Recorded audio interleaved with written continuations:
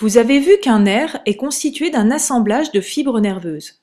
Les fibres nerveuses sont les prolongements des cellules nerveuses ou neurones. Pour les neurones sensitifs, ici en bleu, les prolongements sont les dendrites. Et pour les neurones moteurs, ici en rouge, les prolongements sont les axones. Le terme fibre nerveuse regroupe donc les axones, qui sont les prolongements dans lesquels le message provient du corps cellulaire, et les dendrites, qui sont les prolongements dans lesquels le message se dirige vers le corps cellulaire. Dans cette capsule, nous verrons comment un message nerveux circule dans une fibre nerveuse. Pour étudier ce message, les scientifiques doivent tout d'abord isoler un nerf, par exemple un nerf sciatique de grenouille. Puis, ils le placent dans une sorte de boîte qu'on appelle une cuve à nerfs. Le nerf va alors être en contact avec différentes électrodes. Des électrodes de stimulation ou électrodes excitatrices en rouge ici, elles auront le rôle de stimuler le nerf, et des électrodes réceptrices en jaune ici, qui pourront recevoir le message nerveux qui circulera dans le nerf. On peut alors envoyer une stimulation électrique de différentes amplitudes grâce à un neurostimulateur. Les électrodes réceptrices sont reliées à un amplificateur qui va amplifier le signal qui sera ensuite transmis à un oscilloscope. Voilà l'écran de l'oscilloscope qui présente le résultat obtenu. Vous observez que quand on envoie une stimulation efficace, le spot de l'oscilloscope est dévié, un message nerveux est donc enregistré. Étudions plus précisément le message au niveau d'une fibre nerveuse. Grâce au logiciel nerf, nous allons étudier ce qui se passe au niveau de la cellule.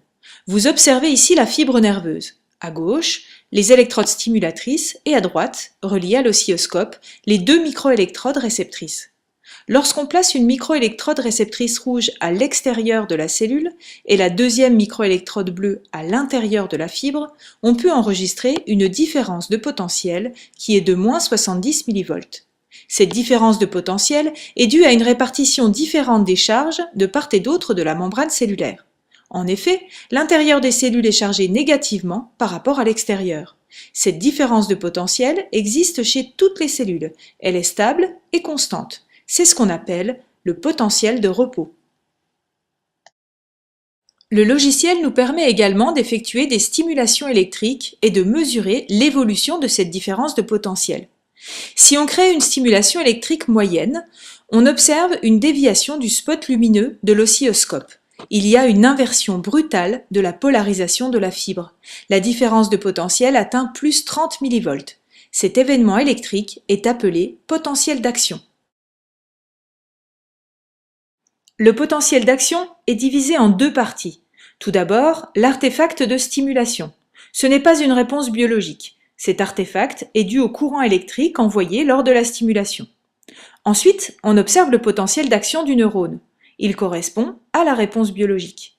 On observe, dans une première partie, une inversion de la polarité de la membrane qui passe de moins 70 à plus 30 mV.